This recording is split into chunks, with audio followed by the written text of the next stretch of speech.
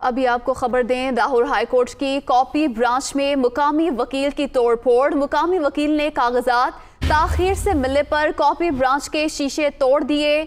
नई तामीर शुदा कॉपी ब्रांच के डेस्क पर लगे सारे शीशे टूट गए। ये मनाज़िर दुनिया न्यूज़ की टीवी स्क्रीन पर देखे जा सकते हैं। लाहौर हाईकोर्ट की कॉपी ब्रांच में मकामी वकील की जानिब से ये तोड़ फोड़ की गई। मकामी वकील ने कागजात ताखीर से मिलने पर कॉपी ब्रांच के शीशे तोड़े हैं। नई तामीर शुदा कॉपी ब्रांच है जिसके डेस्क पर लगे सारे शीशे इस वकील की जानिब से तोड़े गए। वजह जो सामने आ रही है वो ये है कि कागजात ताखीर से मिले हैं। लाहौर हाईकोर्ट में कॉपी ब्रांच में मकामी वकील की जानिब से ये तोड़ फोड़ की गई। मकामी वकील ने कागजात ताखीर से मिलने पर कॉपी ब्रांच के शीशे तोड़ दिए। वहां पर क्या माहौल था, मुलाहिजा कीजिए। इस मामले से मुतल्लिक मज़ीद तफसीलात जानेंगे मोहम्मद अशफाक से। अशफाक, क्या तफसीलात सामने आ सकी हैं? कौन वकील है? शनाख्त ज़ाहिर हो पाई? क्या वजह बनी इतने सीखपा होने की, इतना शदीद रवैया इख्तियार करने की?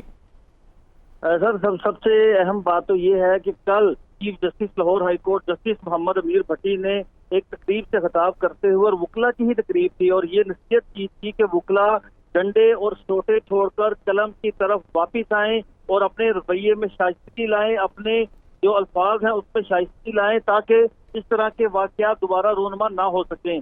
तो आज ही कुछ ही देर पहले लाहौर हाईकोर्ट में नई कॉपी ब्रांच की जो बिल्डिंग है ये तमीर हुई थी, शीशे लगाए गए थे, यहाँ पर हर किस्म की सहूलियात फराहम की गई थी। लेकिन इस दौरान आज एक वकील साहब आए और उन्होंने मुकदमे की मुस्तदका कापी ताखीर से मिलने पर सख्त बरहमी का इजहार किया, सख्त गुस्सा किया और गालम गलोच की तमाम स्टाफ के साथ। और इस दौरान एक डंडा वकील साहब के हाथ में पकड़ा हुआ है और उन्होंने बेदरेक उसका इस्तेमाल किया और कॉपी ब्रांच में लगे तमाम शीशे तोड़ डाले। और इस दौरान जब सिक्योरिटी पर मामूर एक अहलकार आया और उसने रोकने की कोशिश की तो वकील ने कहा कि तुम यहाँ से बाहर चले जाओ, ये हमारा और अदलिया का मामला है, तुम बीच में मत आओ। इस दौरान सिक्योरिटी अहलकार भी बेबस नजर आया और उसने भी अपनी जान छुड़ाई। और इस दौरान फिर वकील ने, आपको फुटेज में देखा जा सकता है कि एक डंडा हाथ में उठाया हुआ है और बेदरेग उसका इस्तेमाल किया जा रहा है। काफी ब्रांच में लगे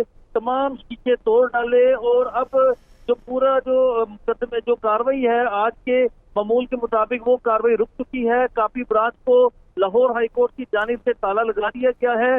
मामले पर chief justice Lahore high court justice Mohammad Amir Bhatti के नोटिस में भी लाया गया है। तो कुछ ही देर बाद इस सारे मामले पर कार्रवाई का भी इम्कान है। और गुज़श्ता रोज vice chairman Punjab bar council Farhan Shahzad ने ये वाजे कहा था कि वो डंडे और सोटे उठाने वाले वकला के साथ नहीं होंगे, जो मिसकंडक्ट करेगा उसके खिलाफ कानून के मुताबिक कार्रवाई होगी। तो अब देखना यह है कि ये जो वकील वकील साहब है जिन्होंने डंडा उठाकर काफी ब्रांच में तोड़फोड़ की है, शीशे तोड़े हैं, हंगामा रही की है, इसके खिलाफ क्या कार्रवाई होती है। कुछ ही देर बाद इस हवाले से जो वकला की सबसे बड़ी तंजीम है पंजाब बार कौंसिल, उनकी जानिब से क्या एक्शन लिया जाता है, अब इस पर कुछ ही देर बाद सूरत हाल वाजे होगी। जी मोहम्मद अशफाक, बहुत शुक्रिया आपका। इसी मामले पर बात करेंगे। साद रसूल माहिर कानून तज्जियाकार हमारे साथ मौजूद हैं। साद रसूल, कहिएगा, मकामी वकील की जानिब से लाहौर हाईकोर्ट की कॉपी ब्रांच में तोड़फोड़ की गई, शीशे तोड़ दिए गए, क्या कहेंगे आप इस रवैये पर और कार्रवाई क्या हो सकती है इस वकील के खिलाफ? जी बहुत शुक्रिया। देखिए, ये कोई अनफॉर्चुनेटली बड़े अफसोस के साथ कहना पड़ता है कि ये कोई पहला इंस्टेंस हमें नहीं नजर आता किसी वकील साहब ने यूनिफॉर्म के अंदर या अदालत से बाहर या अदालत के अहाते के अंदर कोई इस तरह की कार्रवाई की हो जिससे कि पूरी वकला बरादरी को शर्मिंदगी हो। हमने माजी में देखा कि ख्वाह वो अदालत के बाहर किसी पुलिस के ट्रैफिक वाले से लड़ाई हो, ख्वाह वो अदालत के अंदर किसी फैसलाबाद के सेशन जज के साथ लड़ाई हो, या लाहौर के अंदर एडिशनल सेशन जज के साथ लड़ाई की गई हो, या फिरोजवाला के अंदर किसी जज साहब के साथ लड़ाई की गई हो, या अब से पहले आपको और सुनने वालों को भी याद होगा कि लाहौर हाईकोर्ट के अंदर ही शेर जमान नाम के मुल्तान के एक बार के सदर ने चीफ जस्टिस लाहौर हाईकोर्ट की अदालत के शीशे भी तोड़ दिए थे चंद साल पहले, जब जस्टिस मंसूर अली शाह यहाँ पे चीफ जस्टिस लाहौर हाईकोर्ट होते थे। इन सब इवेंट्स के अंदर हमने देखा कि अनफॉर्चुनेटली जो मुतल्लिका वकील साहिबान हैं उनके खिलाफ उस तरह की कार्रवाई नहीं हुई जो कि बाकी लोगों के लिए, बाकी वकला हजरात के लिए, बाकी इंस्टीट्यूशन के लोगों के लिए कोई मशल राह हो सके या उनके लिए कोई कॉशनरी टेल हो सके। ये बहुत ही अनफॉर्चुनेट बात है। कानून के पर्सपेक्टिव के अंदर ना सिर्फ कि ये कंटेम्प्ट ऑफ कोर्ट के जुमरे के अंदर आता है, क्योंकि कॉपी ब्रांच भी अदालत ही का हिस्सा है और अदालत के अहाते के अंदर कोई भी दंगा फसाद हो तो वो अदालत के खिलाफ कंटेम्प्ट करने के मुतरादिफ है।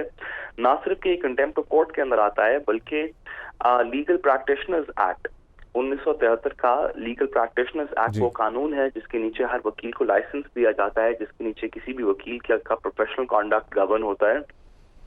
उस लीगल प्रैक्टिशनर्स एक्ट के नीचे भी बहुत सी मौजूद हैं जिसके के अंदर इस तरह के किसी भी शख्स को जो दंगा फसाद करे, वकालत के प्रोफेशन को बदनाम करे, उसके खिलाफ कार्रवाई भी हो सकती है, उसका लाइसेंस भी कैंसिल हो सकता है और उनके खिलाफ दीगर भी क्रिमिनल प्रोसीजर इनिशिएट किया जा सकता है। अच्छा साद, आप ख़ुद भी एक लॉयर हैं, आप ज़्यादा बेहतर बता सकते हैं कि ऐसे कौन से अवामिल हैं कि जो मजबूर करते हैं किसी भी वकील को इतना शदीद रवैया अपनाने पर और वो इतनी इम्प्यूनिटी के साथ इस तरह के इक़दाम करते हैं?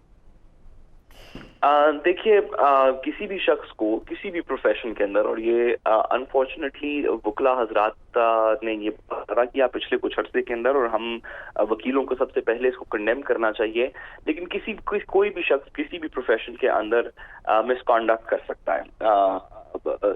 वकीलों ने क्योंकि बहुत ज्यादा किया पिछले कुछ अर्से के अंदर, खासतौर पे लॉयर्स मूवमेंट के बाद, तो उनकी वो सबसे ज्यादा इसके अंदर बदनाम भी है, एंड राइटली सो।